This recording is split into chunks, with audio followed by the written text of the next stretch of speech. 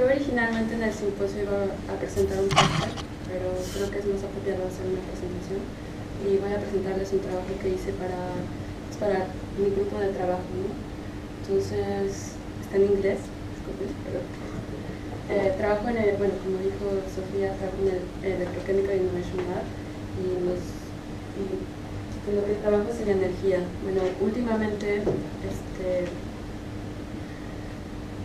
bueno, en lo que trabajamos es en energía, ¿no? Estamos tratando de innovar y de poder explorar nuevas tecnologías para poder hacer la transición entre energías con combustibles fósiles con energías mucho más limpias. En este caso, las celdas de combustible tratan de sustituir a lo que son los motores que utilizan gasolina y que utilizan petróleo y utilizan en este caso hidrógeno, ¿no? Que se supone que es la tecnología del futuro. Prácticamente todas las tecnologías, bueno, no todas, pero muchas de las tecnologías utilizan hidrógeno. ¿Y cuáles son las ventajas de esta tecnología? Es que primero, los únicos productos que hay es agua y calor, aparte de la electricidad que genera, ¿no? Este es un poco el dibujo que hay. Utilizan, bueno, es un ánodo o un cátodo y hay una membrana de por medio, ¿no? Y estas son las reacciones que tienen lugar, el ánodo y el cátodo, y la reacción que hay. ¿Y por qué es importante estudiarlas? Bueno, mi investigación se basa sobre todo en lo que es la contaminación de estas celdas de combustible por monóxido de carbono. Dos de los problemas principales que presentan es, primero, esta contaminación, que no las deja trabajar suficientemente por mucho tiempo, ¿no? Y la otra sería cómo procesar el agua que se produce, ¿no? Porque muchas veces hay como limitaciones, por decirlo así de alguna manera. ¿Y de dónde sale el monóxido de carbono si no se necesita para producir energía? Pues viene de los combustibles fósiles, porque los combustibles fósiles actualmente ocupan el 95% de la producción de hidrógeno, ¿no? Ya sé que es como una contradicción, pero ahorita la infraestructura que hay está hecha para que el hidrógeno se produzca a través de combustibles fósiles, ¿no? Y la concentración que tiene el hidrógeno, bueno, el monóxido de carbono en el hidrógeno es de entre 1 y 2%, ¿no? Esta es la manera en que el monóxido de carbono se adhiere al catalizador, que el catalizador es lo que ayuda a que la reacción se haga de manera mucho más rápida, ¿no? Y digamos que mencionaba que la concentración que tiene el hidrógeno comercial es entre 1 y 2%, pues el 1% una mezcla de 1% de monóxido de carbono con hidrógeno bloquea el 98% de los sitios activos del catalizador. Y bueno, dentro de los efectos, bueno, el monóxido de carbono puede variar dependiendo de la concentración y también del tiempo de exposición, ¿no? Por ejemplo, esta es una gráfica, bueno, que es con respecto al tiempo, ¿no? Pero si vemos esta gráfica, es la gráfica que se utiliza normalmente para evaluar cómo evoluciona la celda de combustible. La primera curva, es cuando se trabaja con un hidrógeno mucho más puro, ¿no? Puro, digamos, que casi al 100%. Y conforme vamos aumentando la concentración, pues digamos que su rendimiento va bajando mucho menos, ¿no? Aquí vemos también cómo se ve afectado por la temperatura. Cuando se va aumentando la temperatura va funcionando mucho mejor. El problema de tener una temperatura alta es que también el manejo del agua se dificulta mucho más, ¿no? Y la membrana pues no está hecha para eso.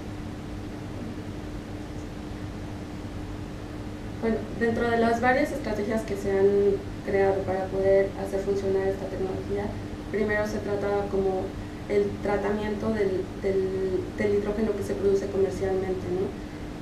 Y esto no es tan viable porque representa mucho dinero, aparte de que la tecnología es muy difícil, ¿no?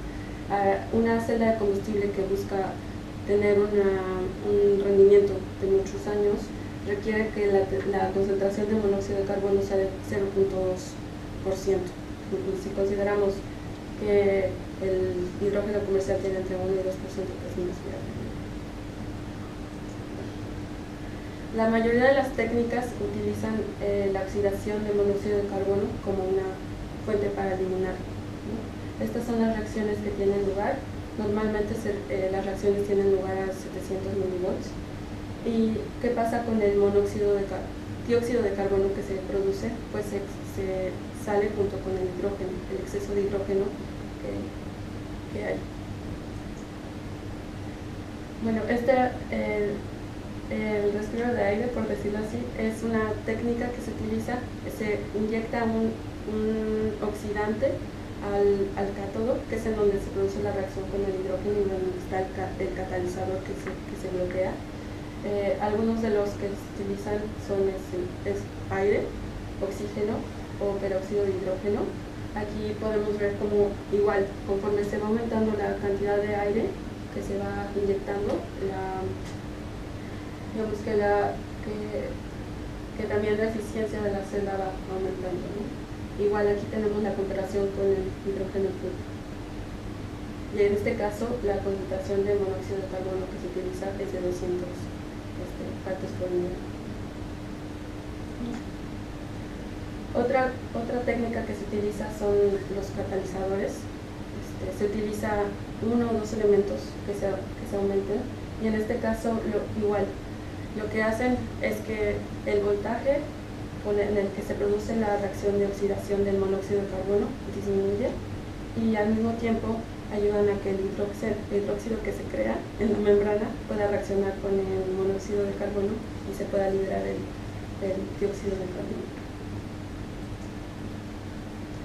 Y como mencionaba antes, también las reacciones, bueno, la celda de combustible es mucho más eficiente cuando es una temperatura muy alta, pero esto tampoco está bien, porque una de las características y ventajas de las celdas de combustible a temperatura ambiente es que pueden reaccionar muy rápido. Entonces, si tenemos un coche y queremos hacerlo funcionar, pues no es viable que las reacciones tengan que ser a alta temperatura, ¿no?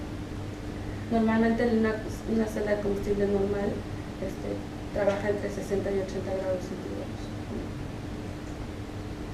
Y esta es una tecnología, bueno, un poco distinta, porque en este caso insertan un electrodo adicional aparte del ánodo, entonces se crean dos circuitos, y de esa misma manera se puede controlar el voltaje en el que trabajan las celdas, y pues se puede igual oxidar el monóxido de carbono.